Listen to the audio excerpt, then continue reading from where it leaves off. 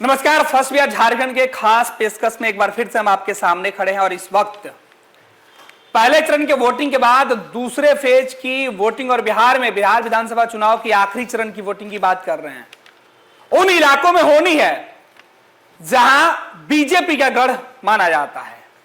उनमें से कुछ सीटों पर क्या कुछ स्थिति है, क्योंकि भाजपा का गढ़ है, ज्यादातर सीटें भाजपा के खाते में है। उस पर महागठबंधन की कितनी तैयारी है, उसका पूरा हिसाब किताब कागज के पन्नों में हमारे हाथों में है। और ये तमाम तैयारी किया है हमारे वरिष्ठ योगी विवेकानंद जी ने।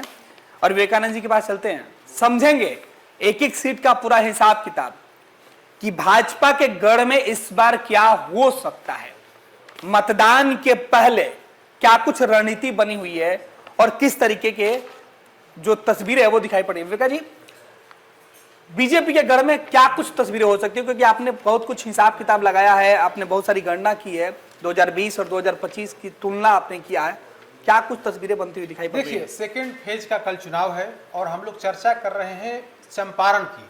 चंपारण में भी पूर्वी चंपारण जिले की चर्चा कर रहे हैं। बिल्कुल। इस जिले में 12 विधानसभा सीटें हैं और यह इलाका भारतीय जनता पार्टी का गढ़ है। 2015 में भी जब बीजेपी की खस्ता हाल हो गई थी, तब भी इस इलाके में बीजेपी की ठीक ठाक जीत मिली थी। 2020 में तो मिली ही, जेडीयू बीजेपी साथ मिलकर के चुनाव लड़ रही थी, तो बड़ी सफलता मिली। अब 2025 है। 2020 की बात करें तो पूर्वी चंपारण जिले की 12 सीटों में 9 सीट पर बीजेपी या जेडीयू चुनाव जीती थी, यानी कि एनडीए चुनाव जीता था। इस बार क्या होगा? इस बार अगर आप बात करें तो 12 विधानसभा सीटों में तीनों सहयोगी दल बीजेपी, जेडीयू और लोजपा उस जिले में चुनाव लड़ रहे हैं। कल चुनाव है और चुनाव से पहले चुनाव प्रचार में पूरा दमखम दिखाया है इन लोगों ने। बिल्कुल। क्योंकि जो खबर आ रही है कि पूर्वी चंपारण में इस बार थोड़ी स्थिति कमजोर पड़ती हुई दिखाई पड़ी एनडीए के लिए। भाजपा की कई सीटों पर बीजेपी कमजोर स्थिति में या मतलब चक्रव्यूह में फंसते हुए दिखी।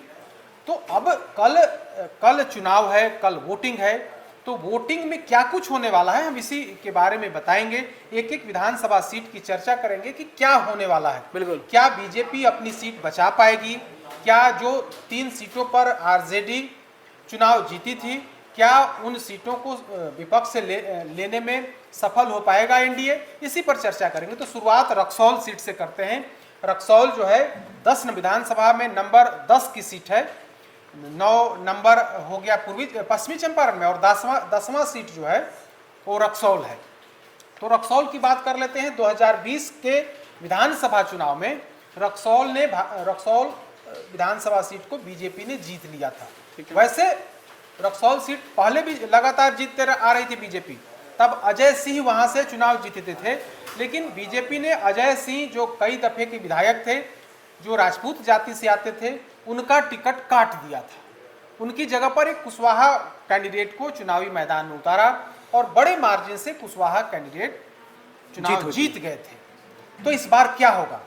अगर हम रक्सौल की बात कर लें तो रक्सौल में बीजेपी ने 2020 में प्रमोद सिन्हा को उम्मीदवार बनाया था, जिन्हें 80,979 मत मिले थे। 80,979 मत मिले थे। कांग्रेस ने रामबाबू यादव को चुनावी मैदान में उतारा था, उन्हें 44,056 मत मिले थे। जबकि इंडिपेंडेंट थे सुरेश कुमार, उन्हें 28,523 मत मिले थे। तो इस तरह से लगभग 36-37 हजार मतों से बीजेपी प्रत्याशी प्रमोद सिन्हा की जीत हुई थी। इस बार थोड़ा संकट है, इस सीट पर थोड़ा संकट है। बीजेपी प्रत्याशी क्लोज फाइट में फंसते हुए, आमने सामने की लड़ाई में फंसते हुए दिख रहे हैं, या फिर आप इसको ऐसे कहें कि एनडीए का वोट नुकसान होते हुए दिख रहा है, बीजेपी का वोट नुकसान होते हुए दिख रहा है और इसका फायदा कहीं ना कहीं कांग्रेस प्रत्याशी, महागठबंधन प्रत्याशी के पक्ष में जाते हुए दिखाई पड़ रहा है। इस बार भी बीजेपी ने प्रमोद सिन्हा को उम्मीदवार बनाया है। कांग्रेस ने, महागठबंधन एक बड़ी रणनीति पर काम किया है। वहां इस बार यादव कैंडिडेट को चुनाव मैदान में नहीं उतारा है। क्या किया है कि एक वैश्य जाति ब्रिज बिहारी प्रसाद के छोटे भाई, जो मंत्री भी रहे हुए हैं, बिल्कुल, श्याम बिहारी प्रसाद, जो रमा देवी के देवर हैं, वो जेडीयू से भी विधायक रहे हुए हैं, वरिष्ठ लोग हैं, वरिष्ठ नेता हैं। तो उनको कांग्रेस पार्टी ने अपने दल में शामिल करा लिया जेडीयू छोड़ करके वे कांग्रेस पार्टी में शामिल हो गए, वैश्य जाति से ताल्लुक रखते हैं। और इसका जो प्रभाव पड़ रहा है, जो दिखा है, हालांकि कल वोटिंग है, वोटिंग में बूथ तक जाते जाते एनडीए के वोटर्स का हो सकता है कि मन बदल जाए, लेकिन जो दिखा वो दिखा कि जो वैश्य जाति में थोड़ी सहानुभूति इनके प्रति श्याम बिहारी प्रसाद के पक्ष में जाते हुए दिखी। पड़ रहा। अगर ऐसा हुआ, कल भी यही बात रह गई, तो निश्चित तौर पर एनडीए के वोट में थोड़ी सेंधमारी हो सकती है। कांग्रेस के कैंडिडेट कर सकते हैं, क्योंकि उसी इलाके से आते हैं, उस इलाके में उनकी मजबूत पकड़ है। ब्रिज बिहारी प्रसाद जो नामी थे, जिनकी हत्या हुई थी, नीतीश लालू राबड़ी कैबिनेट में मंत्री थे, उनकी पत्नी है रमा देवी, तो उनके ही भाई हैं, तो उस इलाके में इनकी पकड़ है। और तो बीजेपी के कोर वोटर भी रहे हैं पिछले कई समय वैश्य से। जाति बीजेपी का कोर वोटर है, बिल्कुल। तो अगर उसमें सेंधमारी हो गई तो निश्चित तौर पर बीजेपी प्रत्याशी के लिए थोड़ा नुकसान हो सकता है। हालांकि स्थानीय सांसद, चूंकि रक्सौल जो विधानसभा सीट है, भले ही वो पूर्वी चंपारण में हो, लेकिन लोकसभा क्षेत्र पड़ता है पश्चिमी चंपारण, और पश्चिमी चंपारण के सांसद हैं डॉक्टर संजय जायसवाल, जो वैश्य जाति से आते हैं। तो वे पूरी ताकत लगाए हैं कि वैश्य जाति की गोलबंदी बनी रहे, वैश्य वोटरों में गोलबंदी उसमें टूट नहीं हो, इसके लिए उन्होंने पूरी मेहनत की है। और प्रमोद सिन्हा उनके करीबी भी हैं। तो वैसी स्थिति में वैसे वोटरों को पक्ष में लाने की पूरी रणनीति पर काम किया गया है। हालांकि कितना सफल इसमें होंगे कल पता चलेगा जब वोटिंग हो जाएगी, लेकिन आज की स्थिति के तहत कहें तो लड़ाई वहां पर है। एक और खतरा है, जनसुराज वहां पर कर रहा है।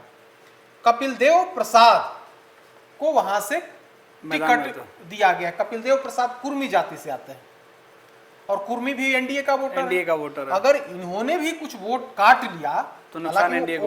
वो कोशिश वो करते दिखे थे, लेकिन कितना सफल होंगे यह कल पता चलेगा, वोटिंग के बाद स्पष्ट हो जाएगा। लेकिन आप कह सकते हैं कि यहां पर एनडीए के वोट में सेंधमारी दोनों दल, चाहे वो कांग्रेस हो या जनसुराज हो, वो करने की कोशिश में है। पता वोटिंग तो कल है, लेकिन फाइनल पता तो 14 तारीख को चलेगा। लेकिन जो कुछ भी जानकारी लग पा रही है, वहां पर स्थिति यह है कि प्रमोद सिन्हा, या कह सकते हैं कि एनडीए के वोट में थोड़ी सेंधमारी की कोशिश है, उसको बचाने की भी कोशिश बीजेपी की तरफ से लगातार की जा रही है। अगली सीट की बात कर लेते हैं, सुगौली सीट है। बिल्कुल, सुगौली सीट इस मायने में महत्वपूर्ण है कि वहां से महागठबंधन प्रत्याशी का नामांकन ही रद्द हो गया था। 2020 में यहां से शशि भूषण सिंह आरजेडी प्रत्याशी के तौर पर चुनाव जीते थे। उन्हें 65,267 मत मिले थे। रामचंद्र सहनी को जो बीजेपी के विधायक थे, लेकिन टिकट नहीं मिला तो वीआईपी में शामिल हो गए, और बीजेपी ने वो सिर्फ वीआईपी के खाते में दे दिया, तो उन्हें 61,820 मत मिले थे। और एलजेपी के विजय गुप्ता को 14,188 मत मिले। यानी कि तब भी एनडीए के वोट में डिवीजन हुआ, तब जाकर के वहां आरजेडी प्रत्याशी चुनाव जीते थे। इस बार क्या हुआ है कि वहां से आरजेडी और वीआईपी का गठबंधन हुआ, तो आरजेडी ने अपने सिटिंग विधायक को वीआईपी के कोटे में दे दिया। तो शशि भूषण से फिर से वीआईपी के प्रत्याशी बन गए, लेकिन उन्होंने नामांकन ही गलत कर दिया, तो उनका नामांकन रद्द हो गया है। तो और दूसरी तरफ कौन है, एलजेपी रामविलास के जो प्रत्याशी हैं बबलू गुप्ता पूर्व विधान पार्षद रहे हुए हैं, वैश्य जाति से आते हैं। और जनसुराज से अजय झा हैं। अब इधर से महागठबंधन की तरफ से कोई मजबूत प्रत्याशी है ही नहीं। अब जनशक्ति जनता दल को इन लोगों ने समर्थन दे दिया। वहां से श्याम किशोर चौधरी प्रत्याशी हैं जो अति पिछड़ी जाति से आते हैं, तो समर्थन जरूर दिया है, लेकिन कोई प्रचार प्रसार नहीं हुआ, या कोई तेजस्वी यादव नहीं गए, या कुछ इस तरह की बात नहीं हुई है। तो वैसी स्थिति में लड़ाई कह सकते हैं कि जनसुराज और बीजेपी के बीच है, चिराग पासवान के बीच है, माफ कीजिएगा, एलजेपी रामविलास के बीच है। यहाँ ऐसा लगता है कि बबलू गुप्ता का पलड़ा भारी दिख रहा है। बिल्कुल। अब तीसरी सीट की बात कर लेते हैं, नरकटिया आरजेडी की सिटिंग सीट है। बिल्कुल। और 2020 में आरजेडी के समीम अहमद लगातार दूसरी बार जीते, 2015 में भी चुनाव जीते, 2020 में भी चुनाव जीते। तो समीम अहमद को वोट आया था 85,562। और जेडीयू से श्याम बिहारी प्रसाद, जो अभी रक्सौल से कैंडिडेट हैं कांग्रेस पार्टी से, वे जेडीयू से चुनाव लड़े थे नरकटिया से, तो उन्हें आया था 57,771 मत। एलजेपी ने वहां खेल किया था। एलजेपी ने उसी जाति से, जिस जाति से श्याम बिहारी प्रसाद आते हैं, वैश्य जाति से ही सोनू मुखिया को उम्मीदवार बना दिया। तो सोनू मुखिया को 20,494 मत मिल गए। तो इस तरह से शमीम अहमद वहां से चुनाव जीत गए थे। इस बार क्या है, इस बार विशाल शाह को जेडीयू ने प्रत्याशी बनाया है, आरजेडी से शमीम अहमद को प्रत्याशी बने हैं और जन सुराज से लाल बाबू प्रसाद प्रत्याशी बने। लेकिन जो खबर है कि वहां इस बार आरजेडी प्रत्याशी को लेकर के भारी नाराजगी है, यादव जाति ही उनके खिलाफ है, बड़ी संख्या में यादव जाति उनके खिलाफ है। हो सकता है कि इस बार शमीम अहमद विधानसभा नहीं पहुंचे, इसकी गुंजाइश बनती हुई दिखाई दे रही है। जबरदस्त गोलबंदी है और इनके खिलाफ यादव जाति में ही आक्रोश है। अगर वह आक्रोश अंत तक बूथ तक रह गया तो निश्चित तौर पर शमीम अहमद मुश्किल के में लिए पड़ सकते हैं। संकट है। बिल्कुल। अब आ जाइए हरसिद्धि विधानसभा सीट। हरसिद्धि सुरक्षित सीट है। वहां से 2020 में कृष्णनंदन पासवान चुनाव जीते थे, बीजेपी के प्रत्याशी थे। उन्हें 84,615 मत मिले थे। आरजेडी से नागेंद्र राम को 68,930 मत मिले थे और आरएलएसपी से रमेश कुमार को 10,523 मत मिले थे। चूंकि उस इलाके में कुशवाहा जाति की बड़ी आबादी है तो इस नाते उपेंद्र कुशवाहा ने अपना उम्मीदवार दिया था और रमेश कुशवाहा को 10,523 मत मिले थे। इस तरह से बीजेपी प्रत्याशी की जीत हुई थी। इस बार भी कृष्णनंदन पासवान जो नीतीश कैबिनेट मंत्री भी हैं मैदान में है बीजेपी से। आरजेडी ने राजेंद्र राम को उम्मीदवार बनाया है। राजेंद्र राम 2015 से 20 तक विधायक थे आरजेडी से, लेकिन 20 में उन्हें टिकट नहीं मिला था। इस बार आरजेडी ने उन्हें फिर से टिकट दिया है और जन सुराज से अवधेश राम को उम्मीदवार बनाया गया है। वहां कृष्णनंदन पासवान को लेकर के गजब की नाराजगी है। जो एनडीए के जो वोटर्स हैं वे ही नाराज हैं। या राजपूत जाति में भारी नाराज है। महेश्वर सिंह जो निर्दलीय विधान पार्षद हैं, जो राजपूत जाति से आते हैं, वे इनका खुलकर विरोध कर रहे हैं और उसी इलाके के रहने वाले हैं और राजपूतों में उनकी अपनी पकड़ है। तो इस नाते राजपूत जाति के वोटरों पर संकट है। भूमिहारों को कृष्णनंदन पासवान को लेकर के भूमिहारों में भी नाराजगी है। गाली गलौज का एक वीडियो भी सामने आया था। तो इसको लेकर के कृष्णनंदन पासवान को लेकर भूमिहार जाति में भी नाराजगी है। तो राजपूत भी में भी नाराजगी, भूमिहार में भी नाराजगी और यादव आपको मिलना नहीं है। कुशवाहा, हालांकि कुशवाहा को इस बार इन लोगों ने एकत्रित करने की कोशिश की है, देखना होगा। लेकिन बीजेपी की वो सीट कहीं ना कहीं वहां पर फंसती हुई दिखाई पड़ रही है। अब आ जाइए गोविंदगंज सीट। गोविंदगंज सीट भी एनडीए के कोटे में था। 2020 में बीजेपी से जीते थे सुनील मणि तिवारी। उन्हें 65,716 मत मिले थे, जबकि ब्रजेश पांडे जो कांग्रेस के प्रत्याशी थे उन्हें 37,936 मत मिले थे और राजू तिवारी जो लोजपा के प्रत्याशी थे उसमें विधायक थे, 15 से 20 तक के विधायक थे, उन्हें 31,461 मत मिले थे। इस बार क्या है, बीजेपी ने वो सीट छोड़ दी, अपनी सिटिंग सीट छोड़ दी है चिराग पासवान की पार्टी लोजपा रामविलास के लिए। तो लोजपा रामविलास ने राजू तिवारी जो उनके अध्यक्ष हैं प्रदेश के, उन्हें उम्मीदवार बनाया है। कांग्रेस पार्टी ने इस बार भूमिहार जाति से आने वाले गप्पू राय जो कांग्रेस के वहां के जिलाध्यक्ष हैं उनको उम्मीदवार बनाया है। इनकी पत्नी वहां जिला परिषद की अध्यक्ष हैं, उनको उम्मीदवार बनाया है। और जन सुराज से एक और ब्राह्मण जाति से कृष्णकांत मिश्रा को उम्मीदवार बनाया गया है। तो यहाँ जो है, और जो खबर है, चूंकि बीजेपी ने वो सीट लोजपा के हवाले मजबूरन भी किया है, अपनी सिटिंग सीट को कुर्बान कर दिया है, तो इससे बीजेपी के जो कैडर हैं, बीजेपी के जो कार्यकर्ता हैं, उनमें भारी नाराजगी है। आप इसको ऐसे समझिए कि नाराजगी इस कदर है कि जब राजू तिवारी नामांकन करने जा रहे थे तो उसमें भी बीजेपी, और नामांकन के बाद जो सभा हुई थी उसमें भी बीजेपी के नेता नहीं थे। उस इलाके के जो स्थानीय सांसद हैं राधा मोहन सिंह, वे भी इनसे दूरी बनाए हुए हैं। तो बीजेपी के कार्यकर्ता इनसे खासे नाराज हैं। सार्वजनिक तौर पर बयान नहीं दिया जा रहा है, लेकिन अंदर ही अंदर ये लोग लोजपा रामविलास प्रत्याशी को साथ देते हुए नहीं दिख रहे हैं। तो मुश्किल है। बीजेपी की सभा हो रही है, बीजेपी के नेता आ रहे हैं, लेकिन उसमें राधा मोहन सिंह शरीक नहीं हो रहे हैं, उसमें उनके जो विधायक हैं वे शरीक नहीं हो रहे हैं, स्थानीय नेता शरीक नहीं हो रहे हैं, चाहे वो विधायक हो, चाहे सांसद हो, चाहे उनके अन्य वरिष्ठ नेता हों, वे शामिल नहीं हो रहे। हालांकि जेपी नड्डा प्रचार करने आए, बीजेपी के कई अन्य वरिष्ठ नेता प्रचार करने आए राजू तिवारी के पक्ष में, लेकिन जो निचले स्तर के जो कार्यकर्ता हैं, जो बूथ लेवल के हैं, मंडल लेवल का हैं, अनुमंडल लेवल के जो कार्यकर्ता हैं और जो नेता हैं, वो दूरी बनाते हुए दिख रहे हैं। तो इस हिसाब से कहें तो अंदर ही अंदर लोजपा प्रत्याशी के खिलाफ में आप कह सकते हैं कि एक तरह से गोलबंदी है। तो अगर यह गोलबंदी कांग्रेस के पक्ष में जाते हुए दिखी, अगर इंटरनल समर्थन अगर कांग्रेस प्रत्याशी के पक्ष में जाते हुए दिखा, तो निश्चित तौर पर, और गप्पू राय भूमिहार जाति से हैं, तो कितना भी कम अगर आप कह लीजिए तो 50% अगर अगड़ी जाति में से हमारी अगड़ी जाति, खास करके भूमिहार जाति, और गोविंदगंज में भूमिहारों की ठीक ठाक आबादी, उनके वोटर्स हैं, तो वैसी स्थिति में, और MY है ही, मल्लाहों की बड़ी आबादी है उस इलाके में, तो अगर जातीय समीकरण के हिसाब से देखें तो निश्चित तौर पर कांग्रेस प्रत्याशी भारी पड़ते हुए दिख रहे हैं। और दूसरी एक और बड़ी बात, जो बीजेपी के जो उनके विधायक का टिकट कट गया, तो इससे भी नाराजगी वो भी दिखाई पड़ रहा है। जातीय समीकरण और गोलबंदी दोनों के हिसाब से अगर देखें तो राजू तिवारी थोड़े संकट में वहां पर दिख रहे हैं, जो एनडीए के प्रत्याशी हैं। अब आ जाइए केसरिया एनडीए की सीट है, जेडीयू के कैंडिडेट वहां से चुनाव जीती थी। शालिनी मिश्रा जेडीयू प्रत्याशी के तौर पर 2020 में चुनाव जीती, उन्हें 40,219 मत मिले थे। और आरजेडी से संतोष कुशवाहा थे, उन्हें 30,992 मत, और एलजेपी ने वहां प्रत्याशी दे दिया था, वहां से रामशरण यादव थे, उन्हें 18,904 मत मिले थे।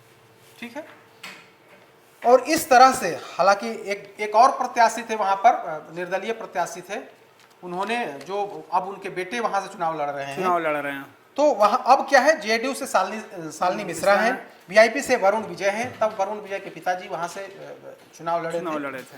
अब जन सुराज से हैं नाज अहमद खान, और इंडिपेंडेंट हैं राम शरण यादव। यहाँ एक बार फिर से जो दिख रहा है, जो समीकरण, जो हिसाब किताब समझ में जो बात आ रही है, वैसे सब कुछ क्लियर नहीं हो सकता, लेकिन जो समीकरण है, जो वहाँ की चर्चा है, उस आधार पर हम आपको बता रहे हैं कि शालिनी मिश्रा का तमाम विरोध होने के बाद भी वीआईपी प्रत्याशी वरुण विजय उनका रास्ता रोकते हुए कामयाब नहीं दिखाई पड़ रहे हैं।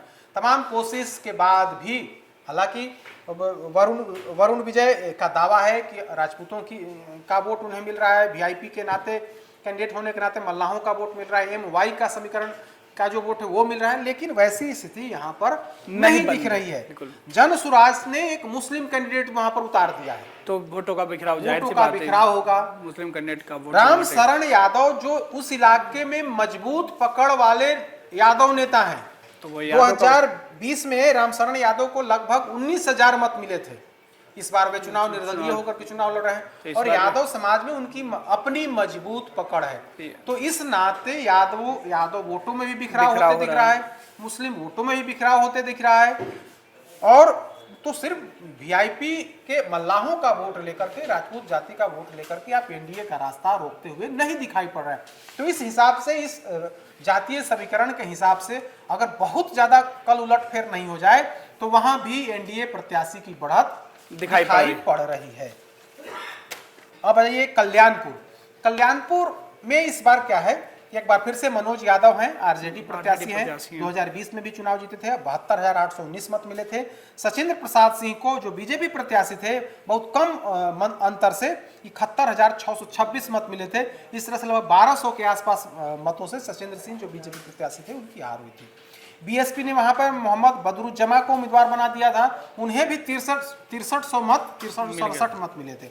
इस बार क्या है, बीजेपी ने सचिंद्र सिंह को फिर से उम्मीदवार बनाया है, आरजेडी ने मनोज यादव को बनाया है, और जन सुराज ने मंतोष सहनी को वहां से प्रत्याशी बना दिया है। तो सहनी जाति की वजह से निश्चित तौर पर कुछ ना कुछ वोट ये काटेंगे। तो एक बार फिर से लड़ाई इन दोनों आमने सामने ही है, बीजेपी और आरजेडी के बीच है, और 2020 में कम मार्जिन से ये चुनाव हारे थे। तो इस बार लड़ाई आमने सामने की है, देखना होगा क्या कुछ होता है, स्पष्ट नहीं है, लेकिन लड़ाई वहां पर दिलचस्प है। पिपरा की बात कर लेते हैं। पिपरा में भी बीजेपी प्रत्याशी थोड़े संकट में पड़ते हुए दिखाई पड़ रहे हैं। बीजेपी ने श्याम बाबू यादव लगातार 2 बार से वहां विधायक बनते आ रहे हैं, 2020 में भी चुनाव जीते, 88,587 मत मिला। राजमंगल प्रसाद जो सीपीआईएम के प्रत्याशी थे, उन्हें 80,410, और अवधेश कुशवाहा इंडिपेंडेंट होकर के चुनाव लड़ गए थे, उन्हें 6940 मत मिले थे।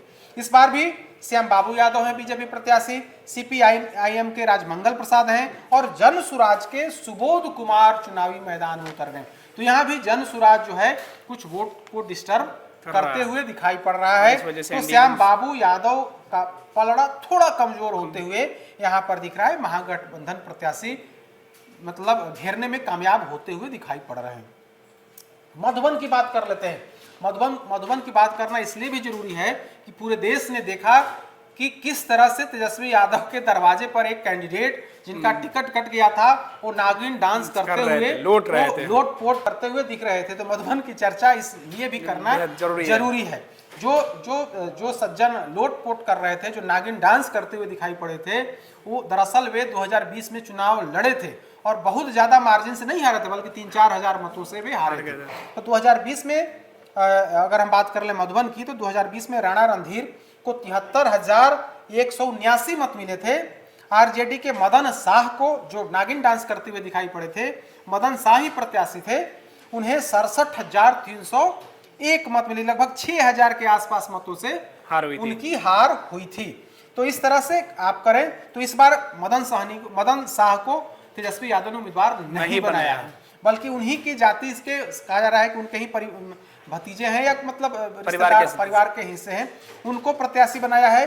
तो बीजेपी ने राणा रणधीर को एक बार फिर से उम्मीदवार बनाया है। आरजेडी ने संध्या रानी को उम्मीदवार बनाया है और जन सुराज ने विजय कुशवाहा को उम्मीदवार बना दिया है।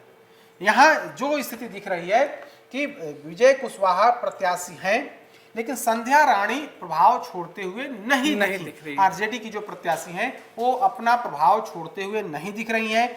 जन स्वराज के विजय कुशवाहा हैं, वो उनकी थोड़ी पकड़ उस इलाके में है, तो वो भी कुछ वोट काटते हुए दिख रहे हैं। लेकिन अंततः जो दिख रहा है उसके हिसाब से एक बार फिर से वहां पर कमल का फूल खिलने की संभावना दिख रही है। मोतिहारी एक महत्वपूर्ण सीट है। मोतिहारी पूर्वी चंपारण का जिला मुख्यालय है, जिला मुख्यालय की सीट है और लंबे समय से इस सीट पर भारतीय जनता पार्टी का कब्जा है। हालांकि इस बार आरजेडी ने मोतिहारी में जबरदस्त घेराबंदी की। वैश्य जाति का प्रत्याशी, चूंकि मोतिहारी विधानसभा सीट में वैश्यों की बड़ी आबादी है, वोटर्स की बड़ी संख्या है, तो उसमें सेंधमारी के लिए पटना मोतिहारी नगर निगम की जो मेयर है प्रीति कुमारी, उनके पति को वहां से उम्मीदवार बना दिया है, देवा गुप्ता को। और देवा गुप्ता के उम्मीदवार बनाने के बाद एनडीए के जो वैश्य वोटर्स हैं उनमें सेंधमारी होते हुए दिखाई पड़ रही। हालांकि देवा गुप्ता को घेरने की पूरी रणनीति पर काम किया जा रहा है, लगातार उन पर मुकदमे दर्ज किए जा रहे हैं, उनके घर पर छापेमारी की जा रही है। कल भी खबर है कि उनकी कई गाड़ियों को आदर्श आचार संहिता उल्लंघन के मामले में सीज किया गया है। तो इस हिसाब से पुलिस का दावा है कि वे आचार संहिता को उल्लंघन कर रहे थे, इस मामले में कार्रवाई हो रही है। लेकिन इस पक्ष का आरोप है कि हमें प्रताड़ित किया जा रहा है। लेकिन हम 2020 की पहले बात कर लेते हैं। मोतिहारी में प्रमोद कुमार लगातार चुनाव 2005 से जीत रहे हैं। 2020 में 92,733 मत लाए थे। ओम प्रकाश साहनी वहां से उम्मीदवार थे आरजेडी से, उन्हें 78,088 मत मिले थे। और दीपक कुशवाहा जो आरएलएसपी के प्रत्याशी, वहां चूंकि कुशवाहा की भी आबादी है, तो उन्हें 3716 मत मिला था। फिर भी लगभग आप कहें तो 14,000 के आसपास मतों से या 15,000 के आसपास मतों से, 14,500 के आसपास मतों से प्रमोद कुमार जो बीजेपी प्रत्याशी थे उनकी जीत हुई थी। इस बार भी प्रमोद कुमार हैं, लेकिन वहां से वैश्य जाति से आने वाले देवा गुप्ता को उम्मीदवार बना दिया है। जन सुराज ने अतुल कुमार जो कायस्थ जाति से हैं उनको उम्मीदवार बना दिया है। और जरा देखिए, दिव्यांशु भारद्वाज जो जेडीयू के प्रत्याशी थे, वो भी मैदान में, जेडीयू के जो नेता थे, कार्यकर्ता थे, वे भी निर्दलीय होकर के चुनाव लड़ रहे हैं। तो दिव्यांशु भारद्वाज भूमिहार जाति से हैं, अतुल कुमार कायस्थ जाति से हैं, देवा गुप्ता वैश्य जाति से हैं। तो जो एनडीए का जो कोर वोटर्स है, खास करके आप बीजेपी के जो कोर वोटर्स है वैश्य, अतुल कुमार जो कायस्थ और दिव्यांशु भारद्वाज भूमिहार, तो जो बड़ा वोटर वर्ग है बीजेपी का, उसमें सेंधमारी उसी जाति से आने वाले इन 3 कैंडिडेट चुनाव मैदान में हैं। तो ऐसी स्थिति में वोट में कटौती होती हुई दिख रही है। अतुल कुमार जाने माने मोतिहारी के डॉक्टर चिकित्सक हैं, बड़े चिकित्सक हैं, बड़ा नाम है, ये भी पहले भारतीय जनता पार्टी में थे। अब अतुल कुमार के चुनावी मैदान में उतर जाने से कायस्थों का झुकाव कहीं ना कहीं उनके तरफ दिख रही है। दिव्यांशु भारद्वाज भी अपने समाज में या नए लोगों में, नए लड़कों में प्रभावी होते हुए दिख रहे हैं। तो और देवा गुप्ता की बात में हमने पहले भी की कि वैश्यों की बड़ी तादाद है, वहां पर बड़ा वोटर वर्ग है और उसमें देवा गुप्ता का अपना प्रभाव है। उनकी पत्नी वहां मेयर है और इस नाते भी उनका उस इलाके में ठीक ठाक पकड़ है।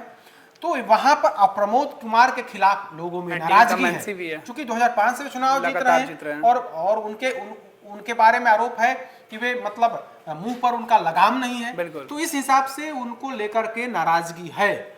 नाराजगी इस कदर है कि अब बीजेपी के जो कोर वोटर्स हैं वे टूटते हुए दिख रहे हैं। लेकिन चूंकि शहरी सीट है, अंत होते होते लोग अपना मन मिजाज बदल देते हैं। अब चुनाव से ठीक पहले अगर मोतिहारी में भी ऐसा हो जाए तो कोई आश्चर्य की बात नहीं होगी। तो अब भरोसा उसी पर है कि बूथ जाते जाते जो एनडीए के वोटर हैं वो बदल जाएं। जो मन बनाए हुए थे जनसुराज की तरफ जाने का, जो मन बनाए हुए थे आरजेडी की तरफ जाने का, जो मन बनाए हुए थे निर्दलीय की तरफ जाने का, वे अपना मिजाज बदल सकते हैं अंत होते होते और वे बीजेपी को वोट कर सकते हैं। तभी बीजेपी प्रत्याशी की जीत होगी। 2 और सीट है, चिरैया और ढाका। चिरैया में इस बार बीजेपी एक बार फिर से बीजेपी का पलड़ा भारी दिख रहा है। लालबाबू गुप्ता लगातार 2 बार चुनाव जीत रहे हैं। 2020 में उन्हें 62,904 मत मिले थे। अच्छे लाल प्रसाद यादव को 46,030 जो आरजेडी के प्रत्याशी थे। इंडिपेंडेंट थे लक्ष्मी यादव जो कई बार के विधायक हैं वहाँ के, वे इंडिपेंडेंट चुनाव लड़ गए थे, उन्हें 16,395 मत मिले थे। और कभी बीजेपी के कद्दावर नेता रहे अवनीश सिंह थे, वे इंडिपेंडेंट चुनाव लड़ गए थे, उन्हें 11,430 मत मिले थे।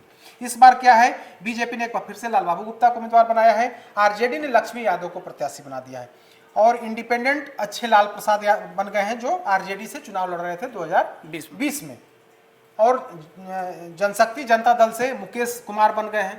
तो जो इंडिपेंडेंट है और जो जनशक्ति जनता दल के जो कैंडिडेट हैं वे आरजेडी के वोट में सेंधमारी करते हुए दिखाई और इनका वोट बीजेपी कैंडिडेट के वोट में बिखराव नहीं दिख रहा है। और खबर यही है कि वहां पर लक्ष्मी यादव लड़ाई से बाहर होते हुए दिख रहे हैं। ये जो महागठबंधन का वोट है उसमें कटौती होते हुए दिख रहा है और इसका सीधा फायदा चिरैया में लालबाबू प्रसाद गुप्ता जो बीजेपी के प्रत्याशी हैं उनकी तरफ जाते हुए दिख रहा है। अंतिम सीट है ढाका। ढाका की बात करते हैं, वहाँ मुस्लिमों की बड़ी आबादी है, लेकिन 2020 में वहाँ से बीजेपी प्रत्याशी पवन जायसवाल चुनाव जीते थे। उन्हें 99,792 मत मिले थे, जबकि आरजेडी के फैसल रहमान को 89,678 मत और आरएलएसपी से राम पुकार सिन्हा चुनाव लड़े थे, उन्हें 10,932 मत मिले थे। अब क्या है, बीजेपी से एक बार फिर से पवन जायसवाल हैं, आरजेडी से फैसल रहमान हैं, एआईएमआईएम से राणा रंजीत हैं और जनसुराज से डॉक्टर एलवी प्रसाद हैं। अब जरा यहां देखिए, जनसुराज जो जनसुराज है वहां से एलवी प्रसाद वैश्य जाति से, वैश्य में भी तेली जाति से आते हैं जो अति पिछड़ी जाति है, लेकिन वैश्य कैटेगरी में ही उसको लोग मानते हैं।